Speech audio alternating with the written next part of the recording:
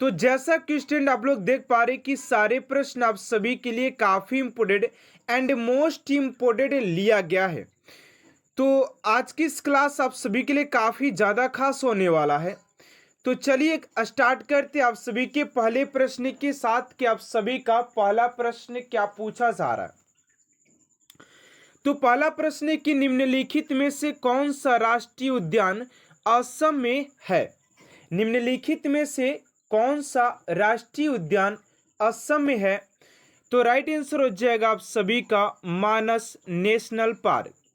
मानस national park option number B आप सभी का राइट आंसर हो जाएगा।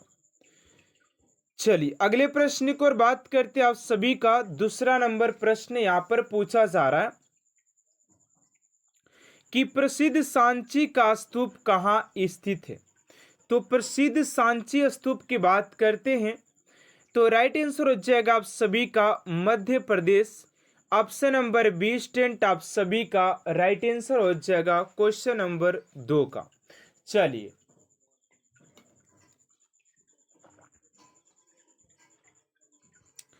अगला प्रश्न आप सभी का निम्नलिखित में से रोहन बोपना बोपना किससे संबंधित है।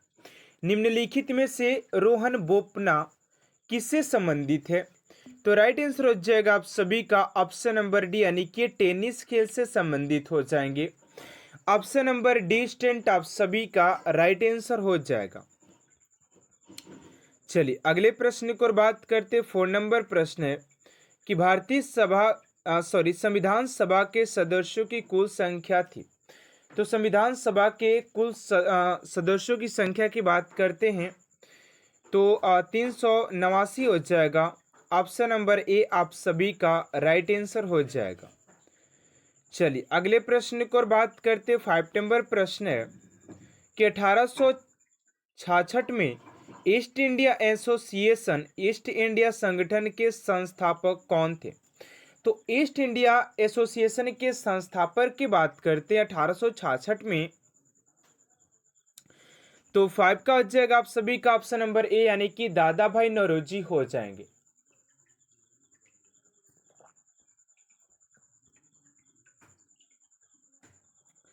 अगला प्रश्न आप सभी का 6 नंबर की सविनय अवग्र आंदोलन के दौरान ब्रिटिश भारत का वायसराय कौन था। सविनय अवग्र आंदोलन के दौरान ब्रिटिश भारत का वायसराय कौन था। तो 6 का राइट आंसर हो जाएगा ऑप्शन नंबर डी यानी कि लॉर्ड इरविन हो जाएगा। Lord Irwin option number D आप सभी का राइट आंसर हो जाएगा। चलिए अगला प्रश्न है कि राष्ट्रीय उपभोक्ता विवाद निवारण आयोग कहाँ है। राष्ट्रीय उपभोक्ता विवाद निवारण आयोग कहाँ पर है।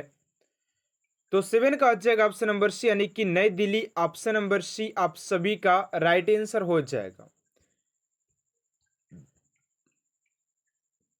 अगला प्रश्न है कि संवैधानिक सभा की स्थापना थी वर्ष में की गई थी यानी कि संवैधानिक सभा की स्थापना कब की गई थी। तो 8 का राइट आंसर हो जाएगा ऑप्शन नंबर बी यानी कि 1946 में किया गया था। 1946 ऑप्शन नंबर बी आप सभी का राइट आंसर हो जाएगा क्वेश्चन नंबर 8 का। चलिए अगले प्रश्न की ओर बात करते उससे पहले आप सभी से एक छोटा सा रिक्वेस्ट है कि अभी तक आपसे मेरे चैनल को सब्सक्राइब नहीं किए तो प्लीज स्टूडेंट चैनल को सब्सक्राइब कर साथ साथ बेल आइकन को प्रेस कर दीजिएगा ताकि ऐसा मोस्ट इंपोर्टेंट क्लास स्टूडेंट आप तक सबसे जल्द पहुंचते रहे। चलिए अगला प्रश्न आप सभी का 9 नंबर कि अल्बर्ट बिल पेश किए जाने के समय ब्रिटिश भारत का वायसराय कौन था। तो 9 का हो जाएगा ऑप्शन नंबर बी यानी कि रिपन हो जाएगा। ऑप्शन नंबर बी स्टेंट आप सभी का राइट आंसर हो जाएगा। चलिए अगले प्रश्न की ओर बात करते हैं। आप सभी का 10 नंबर प्रश्न है कि चीनी यात्री फाहियान के शासनकाल के दौरान भारत का दौरा किसने किया था। चीनी यात्री फाहियान के दौरान भारत का यात्रा किसने किया था।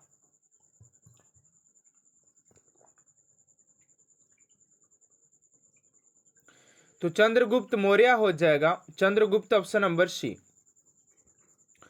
चलिए अगला प्रश्न आप सभी का 11 नंबर की भारतीय संविधान का भाग 2 से संबंधित है।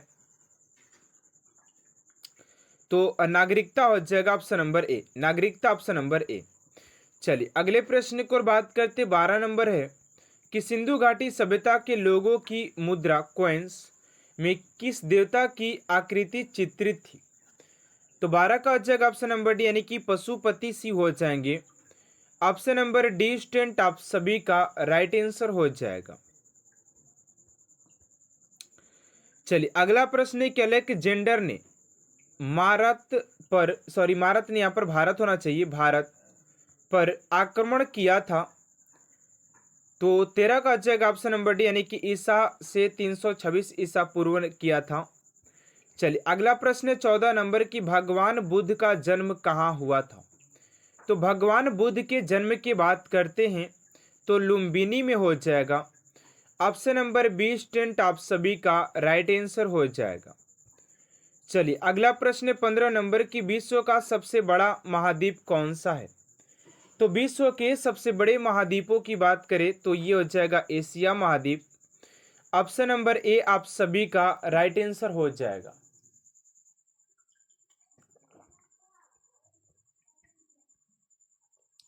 अगला प्रश्न विश्व का प्रथम विश्वविद्यालय कौन सा है।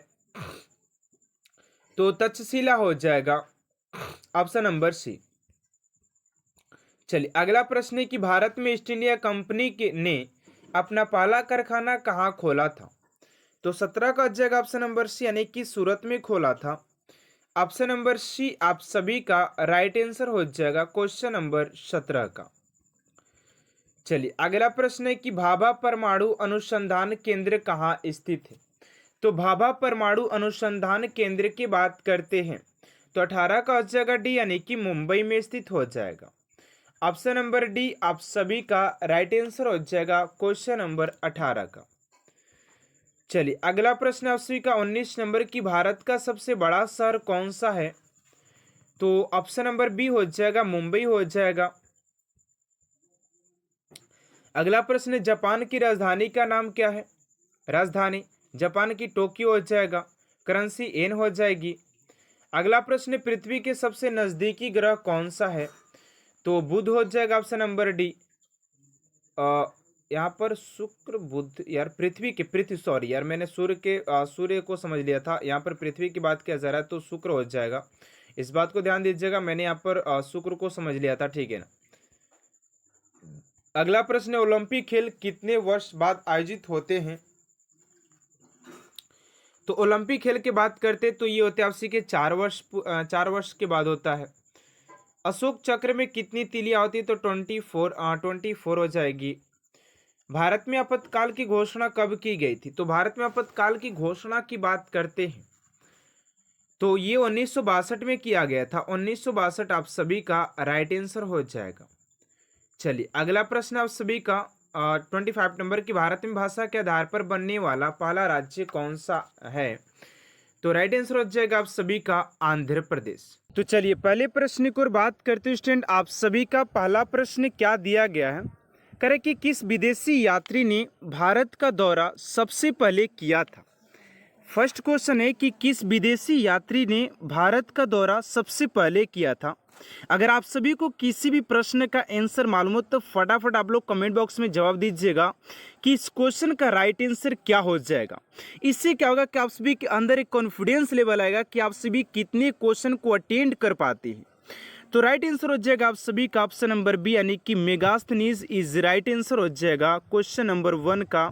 ऑप्शन नंबर बी आप सभी का राइट आंसर हो जाएगा। चलिए अगले प्रश्न की ओर बात करते हैं स्टूडेंट, आप सभी का अगला प्रश्न है कि प्राचीन भारत में निम्न में से कौन सा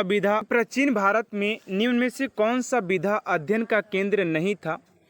तो राइट आंसर हो जाएगा आप सभी का ऑप्शन नंबर डी यानी कि कौशाम्बी आप सभी का राइट आंसर हो जाएगा। चलिए अगले प्रश्न की ओर बात करते हैं, आप सभी का अगला प्रश्न 3rd नंबर का है कि शून्य की खोज किसने की थी। शून्य का खोज किसने किया था।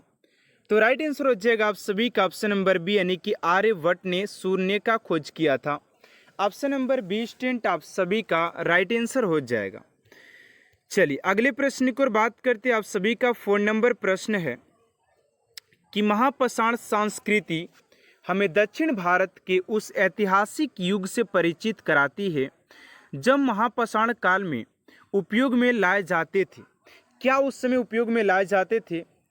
तो राइट आंसर क्या हो जाएगा आप सभी का? ऑप्शन नंबर सी यानी कि बड़े पत्थरों से घेरी गई समाधि कब्रों, यानी कि उस समय बड़े पत्थरों से घिरी हुई समाधि कब्रें मिला करती थी।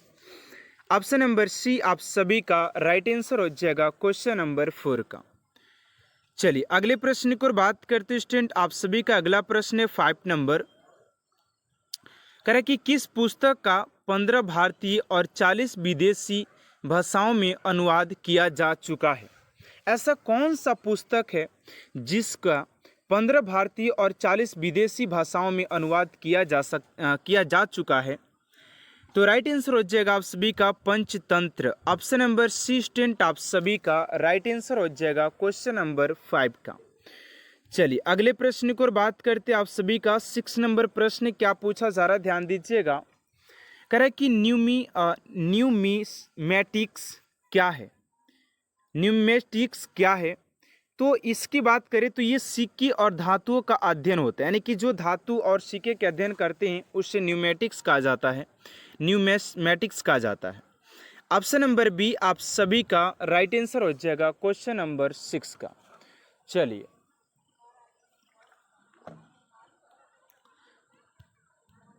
अगले प्रश्न की ओर बात करते हैं स्टूडेंट। आप सभी का 7 नंबर प्रश्न यहाँ पर पूछा जा रहा है कि हितोपदेश के लेखक कौन है?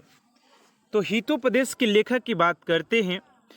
अगर आप सभी की एग्जाम ओरिएंटेड बात किया जाए तो आप सभी की एग्जाम में 1 से 2 प्रश्न बुक और लेखक से जरूर पूछा जाएगा, या चाहे वो करंटली पूछ लिया जाए या आप सभी के प्राचीन से पूछ लिया जाए, लेकिन 1-2 प्रश्न आप सभी के लेखक और बुक से जरूर पूछेगा, ठीक है ना। तो राइट आंसर हो जाएगा आप सभी का नारायण पंडित इज राइट आंसर हो जाएगा ऑप्शन नंबर सी। चलिए अगले प्रश्न की ओर बात करते हैं स्टूडेंट। आप सभी का 8 नंबर प्रश्न यहाँ पर पूछा जा रहा है कि नाट्य शास्त्र की रचना किसने की थी? नाट्य शास्त्र की रचना किसने किया था? तो राइट आंसर हो जाएगा आप सभी का ऑप्शन नंबर सी यानी कि भरत मुनि आप सभी का राइट आंसर हो जाएगा क्वेश्चन नंबर 8 का ऑप्शन नंबर सी। और फटाफट आप लोग कमेंट बॉक्स में आंसर डालते रहिए कि इस क्वेश्चन का आंसर यह हो जाएगा, ठीक है ना। एंड लास्ट में आप सभी को कमेंट बॉक्स में लिखना है कि आप सभी ने 50 क्वेश्चन में कितने क्वेश्चन को अटेंड कर पाते हैं, ताकि आप सभी के एग्जाम में क्या स्कोर रहने वाला है आप लोग कमेंट बॉक्स में जरूर लिखिएगा, ठीक है ना। चलिए अगला प्रश्न आप सभी का 9 नंबर यहाँ पर पूछा जा रहा है कि विक्रम संवत प्रारंभ हुआ था। तो विक्रम संवत की बात करते हैं कि प्रारंभ हुआ था तो 58 ईसा पूर्व प्रारंभ हुआ था। ऑप्शन नंबर ए स्टूडेंट आप सभी का राइट आंसर हो जाएगा क्वेश्चन नंबर 9 का। चलिए अगले प्रश्न की ओर बात करते हैं। आप सभी का 10 नंबर प्रश्न यहाँ पर पूछा जा रहा है। एंड स्टूडेंट आगे वाले प्रश्न की बात करने से पहले आप सभी से एक छोटा सा रिक्वेस्ट है कि अभी तक आप सभी चैनल को सब्सक्राइब नहीं किए तो प्लीज़ स्टूडेंट चैनल को सब्सक्राइब कर साथ साथ बेल आइकन को प्रेस कर दीजिएगा, ताकि ऐसा मोस्ट इम्पोर्टेंट क्लास स्टूडेंट आप तक सबसे जल्द पहुंचते रहे। चलिए 10 नंबर प्रश्न की बात करते हैं। कह रहे हैं कि अंकुर वाट कहाँ स्थित है? तो अंकुर वाट की बात करते हैं कहाँ पर स्थित हो जाएगा? तो राइट आंसर हो जाएगा आप सभी का ऑप्शन नंबर डी यानी कि कंबोडिया में स्थित हो जाएगा। चलिए अगले प्रश्न की ओर बात करते हैं। आप सभी का 11 नंबर प्रश्न है कि पूरा पाषाण काल में आदि मानव के मनोरंजन के साधन क्या थे? पूरा पाषाण काल में आदि मानव के मनोरंजन के साधन क्या थे? यानी कि जो पूरा पाषाण काल के जो आदि मानव हुआ करते थे, आपसी की बात करते सिंधु सभ्यता से प्राचीन उससे पीछे जो आदि मानव रहा करते थे, जो हमारे पूर्वज जो थे, वो अपने मनोरंजन के क्या साधन को उपयोग करते थे? शिकार करते थे, जुआ खेलते थे, संगीत गाते थे या घुड़सवारी करते थे? तो राइट आंसर हो जाएगा आप सभी का ऑप्शन नंबर ए यानी कि वो शिकार करके अपने मनोरंजन करते थे, यानी कि शिकार करना ही उनका मनोरंजन का साधन था। चलिए अगले प्रश्न की ओर बात करते हैं। आप सभी का 12 नंबर प्रश्न है कि निम्नलिखित में से किसकी चाल को लिथिक एज चालकोलिथिक एज कहा जाता है? यानी कि किस पाषाण युग को, किस युग को चालकोलिथिक एज कहा जाता है? तो राइट आंसर हो जाएगा आप सभी का ऑप्शन नंबर सी, यानी कि ताम्र पाषाण युग को कहा जाता है। ऑप्शन नंबर सी स्टूडेंट आप सभी का राइट आंसर हो जाएगा क्वेश्चन नंबर 12 का। चलिए अगले प्रश्न की ओर बात करते हैं। आप सभी का 13 नंबर प्रश्न है कि 100 प्रवासदत्ता के लेखक कौन है? तो राइट आंसर हो जाएगा आप सभी का भास हो जाएंगे। ऑप्शन नंबर बी आप सभी का राइट आंसर हो जाएगा। चलिए अगले प्रश्न की ओर बात करते हैं। आप सभी का 14 नंबर प्रश्न है कि नालंदा विश्वविद्यालय किस लिए विश्व प्रसिद्ध था? नालंदा जो विश्वविद्यालय था वो किस लिए विश्व प्रसिद्ध था? तो राइट आंसर हो जाएगा आप सभी का बौद्ध धर्म दर्शन के लिए काफ़ी ज़्यादा प्रचलित था, प्रसिद्ध था नालंदा विश्वविद्यालय की बात करें तो। चलिए अगला प्रश्न आप सभी का 15 नंबर कि उस स्रोत का नाम बतलाएं जो प्राचीन भारत के व्यापारिक मार्गों पर मौन है। उस स्रोत का नाम बतलाएं जो प्राचीन भारत के व्यापारिक मार्गों पर मौन है। तो 15 का राइट आंसर हो जाएगा आप सभी का मिलिंद पणहो। ठीक है ना, ऑप्शन नंबर बी आप सभी का राइट आंसर हो जाएगा क्वेश्चन नंबर 15 का। चलिए अगले प्रश्न की ओर बात करते हैं। आप सभी का 16 नंबर प्रश्न यहाँ पर पूछा जा रहा है, ध्यान दीजिएगा। कह रहा है कि आधुनिक मानव के हाल का पूर्वज है, आधुनिक मानव के हाल का पूर्वज है।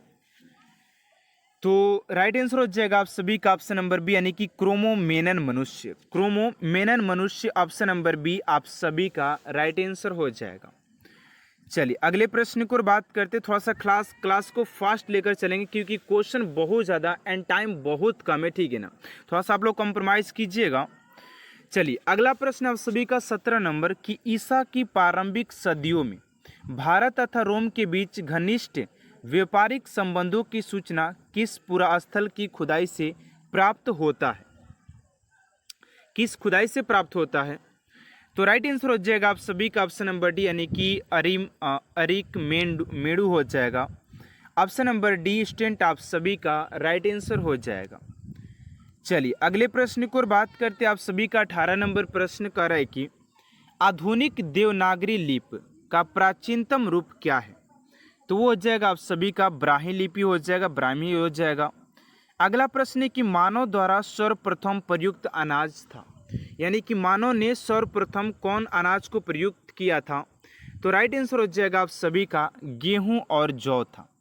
ऑप्शन नंबर बी स्टूडेंट आप सभी का राइट आंसर हो जाएगा। चलिए अगले प्रश्न की ओर बात करते 20 नंबर प्रश्न है कि काव्य शैली का प्राचीनतम नमूना किसके अभिलेख से मिलता है? काव्य शैली का प्राचीनतम नमूना किसके अभिलेख से मिलता है? तो 20 का राइट आंसर हो जाएगा आप सभी का, 20 का जो राइट आंसर हो जाएगा, इस क्वेश्चन का जो राइट आंसर हो ध्यान दीजिएगा, तो इस क्वेश्चन का राइट आंसर हो जाएगा आप सभी का ऑप्शन नंबर ए, यानी कि रुद्र दमन की।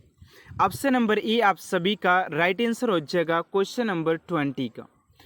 चलिए अगले प्रश्न की ओर बात करते हैं। आप सभी का 21 नंबर प्रश्न पूछा जा रहा है कि निम्नलिखित में से कौन सा बंदरगाह पूर्ण के नाम से दी पेरिस ऑफ दी इरिचियन सी लाल सागर का भ्रमण के अज्ञातनामा लेखक को ज्ञात था? तो राइट आंसर हो जाएगा आप सभी का ऑप्शन नंबर ए, यानी कि अरिका मेडू हो जाएगा। ऑप्शन नंबर ए आप सभी का राइट आंसर हो जाएगा। चलिए अगला प्रश्न आप सभी का 22 नंबर कि ताम्रपाषाण काल में महाराष्ट्र के लोग मृतकों के घर के फर्श के नीचे किस तरह रहकर दफनाते थे? तो उत्तर से दक्षिण की ओर रह करके दफनाया जाता था। ऑप्शन नंबर ए आप सभी का राइट आंसर हो जाएगा। चलिए अगला प्रश्न 23 नंबर की भीमबेटका किसके लिए प्रसिद्ध था? तो भीमबेटका की बात करें तो गुफाओं के चित्रकला शैली के लिए, जो कि मध्य प्रदेश में स्थित हो जाएगा। और पहली बार यहाँ पर आदि मानव ने जानवर का चित्र यहाँ पर चित्रकारी किया था। ऑप्शन नंबर ए हो जाएगा। चलिए अगला प्रश्न आप सभी का 24 नंबर कि मालती माधव के लेखक कौन है? मालती माधव के लेखक कौन है? तो भवभूति हो जाएंगे। ऑप्शन नंबर बी आप सभी का राइट आंसर हो जाएगा भवभूति। चलिए अगला प्रश्न है कि निम्न में से कौन सा न्यूनतम समझा जाता है, तो क्रोमोमेनन मानव हो जाएगा। अगला प्रश्न है कि इतिहास के पिता द फादर ऑफ हिस्ट्री की पदवी सही अर्थों में निम्न में से किससे संबंधित है, तो हेरोडोटस हो जाएंगे। हेरोडोटस इज राइट आंसर हो जाएगा। चलिए अगला प्रश्न है कि प्राचीन नगर तक्षशिला निम्नलिखित में से किसके बीच स्थित था, तो तक्षशिला की बात करते तो सिंधु और झेलम नदी हो जाएगा। ऑप्शन नंबर ए स्टूडेंट आप सभी का राइट आंसर हो जाएगा। चलिए अगले प्रश्न को बात करते 28 नंबर प्रश्न यहाँ पर पूछा जा रहा है कि निम्नलिखित अंग्रेजों में से कौन था जिसने सर्वप्रथम भगवत गीता का अंग्रेजी में अनुवाद किया था। वह अंग्रेज कौन था जिसने भगवत गीता को अंग्रेजी में अनुवाद किया था, तो चार्ल्स विल्किंस हो जाएगा। ऑप्शन नंबर बी आप सभी का राइट आंसर हो जाएगा। चलिए अगला प्रश्न है कि निम्नलिखित प्राचीन भारतीय अभिलेखों में कौन एक खदान को देश में संकट काल में उपयोग हेतु सुरक्षित रखने के बारे में प्राचीनतम शाही आदेश है, तो राइट आंसर हो जाएगा आप सभी का सोहगौर ताम्रपत्र। ऑप्शन नंबर ए आप सभी का राइट आंसर हो जाएगा। चलिए अगले प्रश्न को बात करते 30 नंबर प्रश्न है कि प्राचीन भारत में निम्नलिखित में से कौन सी एक लिपि दाएं ओर से बाईं ओर लिखी जाती थी। कौन सी लिपि थी, तो खरोष्ठी लिपि हो जाएगी। ऑप्शन नंबर डी आप सभी का राइट आंसर हो जाएगा खरोष्ठी लिपि। चलिए अगला प्रश्न है कि निम्नलिखित में से कौन सा एक प्राचीन भारत में व्यापारी का निगम था, तो ये हो जाएगा आप सभी का मणिग्राम हो जाएगा। चलिए अगला प्रश्न है कि पुलकेशिन प्रथम का वादामी शिलालेख शक वर्ष 465 का दिनांकित है। यदि इसे विक्रम संवत में दिनांकित करना हो तो वर्ष होगा ये 601 वर्ष हो जाएगा। 601 वर्ष हो जाएगा। चलिए अगले प्रश्न को बात करते 33 नंबर है कि मुद्रा राक्षस नामक पुस्तक का लेखक कौन है, तो विशाखा दत्त आप सभी का राइट आंसर हो जाएगा। ऑप्शन नंबर ए। चलिए अगला प्रश्न आप सभी का कि बौद्ध जैन एवं ब्राह्मण धर्मों में कौन सी धारणा एक जैसी है। कौन सी धारणा हो जाएगी, तो कर्मवाद का सिद्धांत एक जैसा है। कर्मवाद का सिद्धांत हो जाएगा। ऑप्शन नंबर ए आप सभी का राइट आंसर हो जाएगा। चलिए अगला प्रश्न आप सभी का 35 नंबर कि बिहार महान धार्मिक केंद्र है, तो 35 का हो जाएगा आप सभी का इनमें से सभी, यानी कि इस सभी के लिए, यानी कि ऑप्शन नंबर डी हो जाएगा। चलिए अगले प्रश्न को बात करते हैं स्टूडेंट आप सभी का अगला प्रश्न क्या पूछा जा रहा है, ध्यान दीजिएगा। कह रहे कि कौन सुमलित नहीं है, यानी कि 36 में ये देखना है कि आखिर कौन सुमलित नहीं है, कौन गलत है। तो हिंदू धर्म गीता हो जाएगा, मुस्लिम धर्म कुरान, बौद्ध धर्म धम्मपद और जैन धर्म बाइबिल। यानी कौन सा गलत है इसमें देखना है, तो जैन धर्म का बाइबिल नहीं होता, ठीक है ना। ऑप्शन नंबर डी हो जाएगा, ये गलत है। तो 37 नंबर है कि निम्नलिखित युग्म में कौन एक सही सुमलित नहीं है, तो ये हो जाएगा आप सभी का ऑप्शन नंबर ए, यानी कि कर्पूर मंजीर हर्ष हो जाएगा। चलिए अगला प्रश्न है कि मानव द्वारा सर्वप्रथम प्रयुक्त प्रयुक्त धातु आप सभी के हो जाएगा तांबा हो जाएगा। ऑप्शन नंबर डी, यानी कि तांबा आप सभी का राइट आंसर हो जाएगा। अगला प्रश्न है कि प्राचीन भारत में वैद्य कौन थे, तो वैद्य की बात करते कि वैद्य कौन थे, तो एक गणतांत्रिक जनजाति है। अगला प्रश्न है कि निम्नलिखित में से किसकी चालकोलित एज कहा जाता है, तो चालकोलित एज की बात करते हैं तो आपसे के ताम्र पाषाण काल को कहा जाता है, पाषाण युग को कहा जाता है। इसके बात करें भात से हो जाएंगे, waiting for 1 minute and check this question. इस क्वेश्चन का जो राइट आंसर हो जाएगा ऑप्शन नंबर बी, ठीक है ना। अगले प्रश्न की बात करते हैं, उस स्रोत का नाम बतलाएं जो प्राचीन भारत के व्यापारिक मार्गों पर है, तो आप सभी के ये हो जाएगा आप सभी का संगम साहित्य मिलिद पाढ़ो हो जाएगा, ठीक है ना। अगला प्रश्न सिंधु घाटी सभ्यता निम्नलिखित में से किस सभ्यता के समकालीन नहीं थी, तो आप सभी का इस क्वेश्चन का जो राइट आंसर हो जाएगा ऑप्शन नंबर डी आप सभी का राइट आंसर हो जाएगा। चलिए अगले प्रश्न की ओर बात करते हैं। आप सभी से अगला प्रश्न पूछा जा रहा है कि निम्नलिखित में से किस शहर में अशोक के अभिलेख नहीं है। तो इस क्वेश्चन का जो राइट आंसर हो जाएगा आप सभी का करें कि निम्नलिखित में से किस शहर में अशोक का शिलालेख नहीं।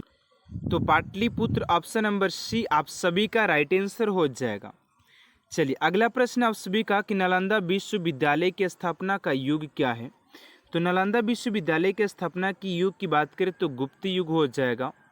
चलिए अगला प्रश्न है कि अल्बेरूनी किसके शासनकाल में इतिहासकार था। अल्बेरूनी किसके शासनकाल में इतिहासकार था। तो Mahmud Ghaznavi option number A आप सभी का राइट आंसर हो जाएगा। चलिए अगला प्रश्न है कि दक्षिण अफ्रीकी यात्री इब्न बतूता किसके शासनकाल में भारत आया था। तो राइट आंसर हो जाएगा आप सभी का मोहम्मद बिन तुगलक ऑप्शन नंबर सी आप सभी का राइट आंसर हो जाएगा। अगला प्रश्न है किस मुगल शासक का 2 बार राज्याभिषेक हुआ है। तो ये हो जाएगा आप सभी का औरंगजेब ऑप्शन नंबर डी आप सभी का राइट आंसर हो जाएगा। चलिए अगला प्रश्न आप सभी का कि अंग्रेजों ने सुल्तानाती कालीकता एवं गोविंदपुर की जमींदार कितने में खरीदी थी। तो राइट आंसर हो जाएगा आप सभी का 1200 रुपया में सिर्फ खरीदा था।